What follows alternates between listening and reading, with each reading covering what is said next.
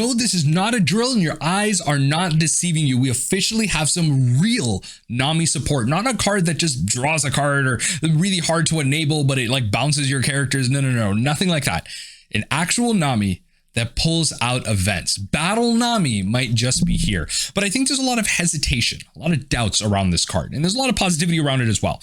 You know, I don't want to take a stance right now, but I want to try and break down the ins and outs of this card coming out in OP09, what we might look forward to in OP09 meta as well, to further inform if this is going to be a good card for us Nami players. So leave a like on the video down below and give me your preemptive thoughts about Nami in the comment section before you watch this video. Do you think this card is good after I read it? And does your mind change later down the line? Edit your response there. I'd really like to see how your opinion kind of evolves as we kind of talk about it. So Nami, a blue character from OP09, 1 cost, which is important against the black decks, 1000 power, which is important for the battle aspect, and an East blue type with 1k counter on it, but no trigger. When attacking, not on play, look at the top 5 cards of your deck, reveal up to 1 blue event card and put it into your hand. Then place the rest on the bottom of your deck in any order. So blue event, not a character, so it's not like a blue card. It has to be a blue event. And so there's a lot of things about this. You have to have an attack. It's not traditionally an on-play like we have Kaya's, Gloriosas, heck, even Zeph has an on-play. And it is a 1 cost character, so pretty easy to remove.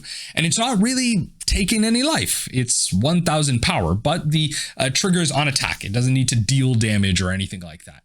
And again, no trigger. So largely speaking, can be seen as a dead life card. But it is very important with how the OP09 meta is going to shape out. Right now, I would say this card is kind of iffy. If it was to come out in 07, it'd be kind of iffy.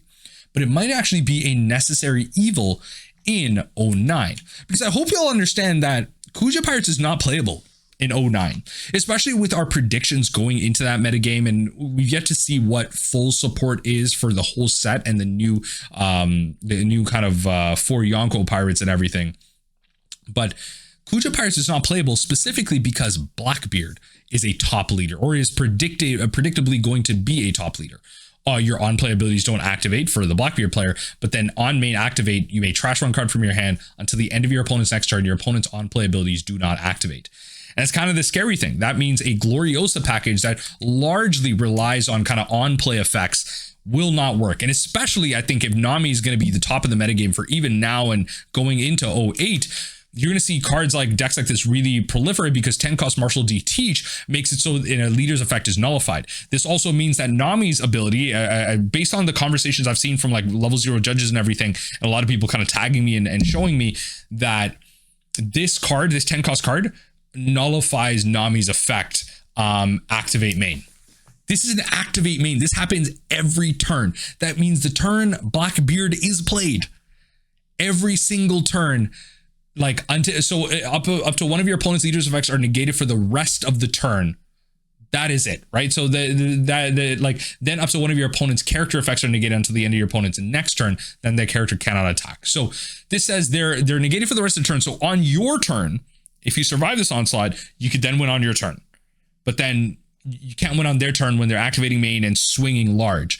That is the big problem with this deck like this. It is going to be a very much an anti-Nami deck. So you have to have cards that almost proactively get options for you, change up the game, and really don't rely on on-play effects. Because you're not going to get anywhere if they're stopping your on-play, and then all of a sudden they drop 10 costs here, 10 costs again, 9 costs, 8 costs, whatever, and then they starve you, and then they activate main and then just start swinging at you. What are you going to do then? Your leader effect is nullified. You can't even quote unquote go for a win. And if you go for a win, I mean, again, cards like Zeph and Rubber Band, you can choose not to mill cards, but does that feel good in any way, shape, or form? No. So a deck like this is going to be very powerful, stopping the Kuja Pirates package. I mean, I'm thinking of something like Snake Dance that we rely on as a 4K counter that bounces our characters that we can reuse for their on play. This card goes away. This card is not valuable to us anymore whatsoever. So starting at 09, I'm predicting in the future that the Kuja Pirates package will disappear, which means we need something else to really make sure Nami is playable. Now, I'm currently thinking about rerunning the Deathwing Impel Down package. Now with RP Law going away for the end of 07, going into 08, I'm starting to think maybe the Impel Down, the Kuja Pirates package might not actually be the best way to tackle the metagame. We'll see how it evolves, but maybe the Deathwing package with Buggy actually isn't as bad, bringing back Mr. Ones, maybe some Zephs. But regardless, for now, this Nami effect not being an on play is actually a blessing. Being an attack trigger is a blessing.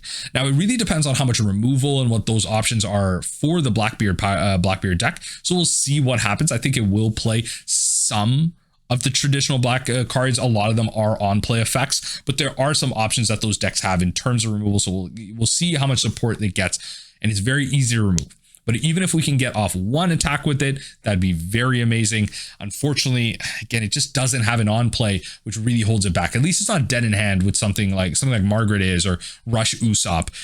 Even those cards have a lot of value. Rush Usopp becomes a lot better too, because it comes in and immediately attacks on that turn. But then again, that's another card where with 10 cost Blackbeard, they stop your leader's effect and they stop your Zeph effect. They nullify the effect of your character up until the end of your next turn. So it's like, even if you play Battle Nami, they like stop the effects of these cards and just keep it pushing.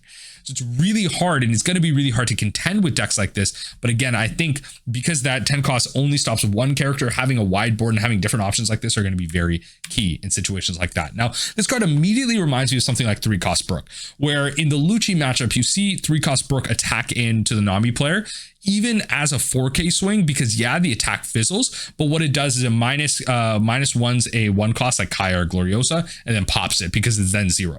So immediately like this with Nami, I see the fact that you don't actually need to hit anything. It's just an attack. And then you look at the top, you get an event and you keep it pushing. You could grab anything from a combat focus event, a counter event, or you could grab a peel off. So there's a lot of optionality that you do get out of this, which is really great. And it doesn't have a restriction on the event. It can grab Impel Down. It can grab Perfume Femur if Gloriosa is still the playable version. So there are a lot of options with something like Battle Nami, if that's what we're going to kind of call it.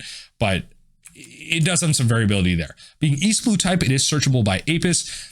Will Apis be playable then? I mean, especially with Gloriosa and the Snake Dance package, there's a lot of cards you tend to have in hand. But I think if we're going to be playing Battle Nami and looking for more events, I think I don't know if we'll have many cards in hand. So Apis is notable, again, just because it can grab this card, but it is another on-play effect. So that also isn't a great sell for it, because Blackbeard is going to be able to stop it.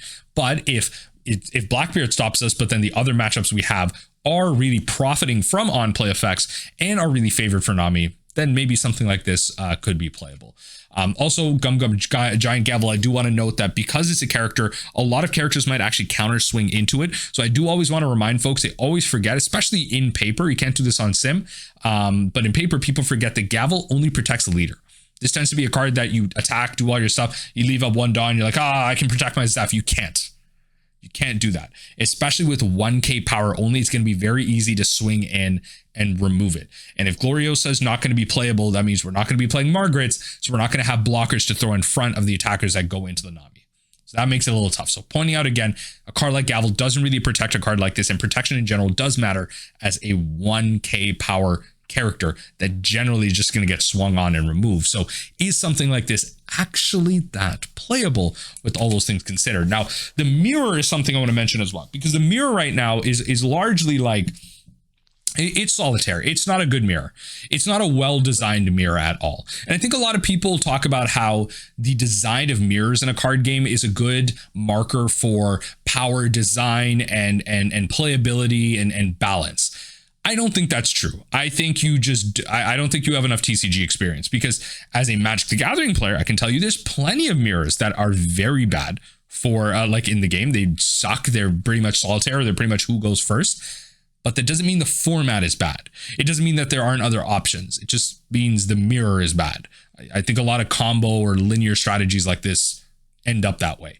But without Zephs and a lot more blockers, it tends to be hanger is the mirror breaker these days. So you kind of dig for your hanger, use that to draw an extra card each turn. So against the Nami mirror, a lot of people have been talking about, is this an option for that? Because this is now a way where your opponent generally won't be attacking you. You can get this to get a free character out.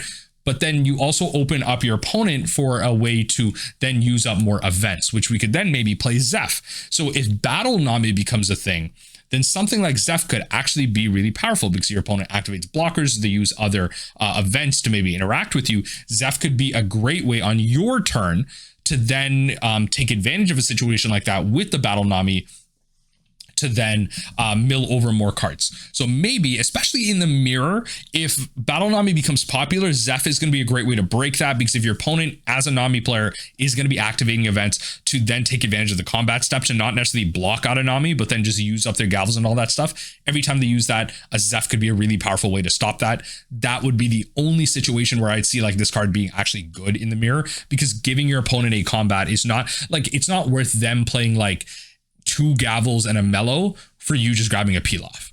That's not worth it at all. So you really want to be careful with this card being seen as a quote unquote mirror breaker or making the mirror interesting. If you want to make the mirror interesting, play Hanger, play Pudding, play 3 causes F, play 5 causes F. Like, there are better options. Heck, play Gion. Play Gion and then start swinging in. You know what I mean? Like, there's just better ways to take advantage of the Nami mirror. And I'm not sure if this is exactly the best way to do so. But those are all the points that I really wanted to highlight for this 1-cost Nami. I think this is really exciting. I think this has been a response to Blackbeard potentially being a top deck in the metagame.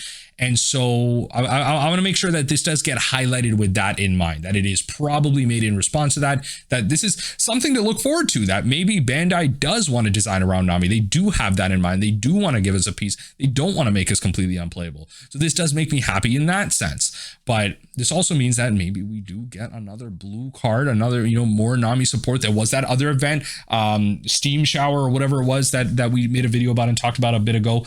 But let me know what you think in the comment section down below. Is Battle Nami, is this OP09 Nami viable? Have you changed your opinion based on what you originally commented in the comment section down below? Is this playable? Is this not? I'd love to hear your thoughts. Let's go back and forth on this one. I think there's going to be a lot of discussions around this Nami.